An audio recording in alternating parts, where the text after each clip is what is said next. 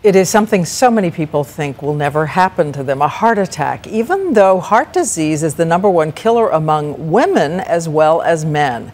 And we learned yesterday that Rosie O'Donnell had a heart attack, and although she survived, she says she made one mistake that could have cost her her life. ABC's Amy Robach tells us why. Two new tweets today from Rosie O'Donnell letting the world know she's feeling good and tweeting this picture saying she's eating heart healthy. This following her bombshell blog detailing a heart attack she suffered last week. After feeling symptoms, O'Donnell writes, "Maybe this is a heart attack. I Googled women's heart attack symptoms. I had many of them. But really? I thought, nah." O'Donnell didn't seek medical attention right away. Instead of calling for help, she took an aspirin and waited until the next day to see a cardiologist, where she learned her coronary artery was 99% blocked. Mom! I think you're having a heart attack. Honey, do I look like the type of person who has a heart attack? This PSA pointing out the common and potentially dangerous reaction among women.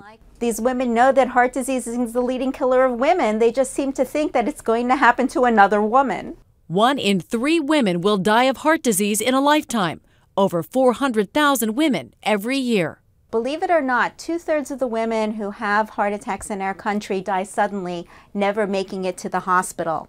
So this is a big problem. O'Donnell knows she's lucky and wants to make sure other women don't make the same mistake she did. Know the symptoms, ladies, she writes. Listen to the voice inside, the one we all so easily ignore. Call 911. Save yourself. Amy Robach, ABC News, New York. And ABC's chief medical editor, Dr. Richard Besser, is here. Okay, Rich, let's run through what Rosie did. First of all, got the symptoms right. She did. She recognized some of the less common symptoms that are seen more frequently in women, like nausea and sweating.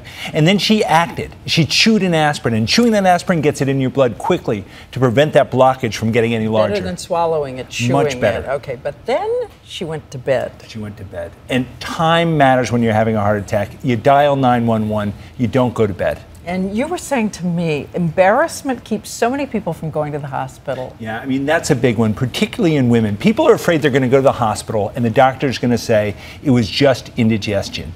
But there's no doctor who would prefer to see someone who every doctor would rather see 50 people who have indigestion than miss one who was really having a heart attack. You have to get over that. And in terms of what happened beforehand, we hear 99% blockage. Does that mean there was some symptom maybe she missed? Well, here you really have to listen to your body. And if you're getting short of breath or tired just going up a flight of stairs or going for a walk, and that's new, you have to go to your doctor. You can't ignore that. Okay, again, don't let embarrassment stop you. So important. #1 rule.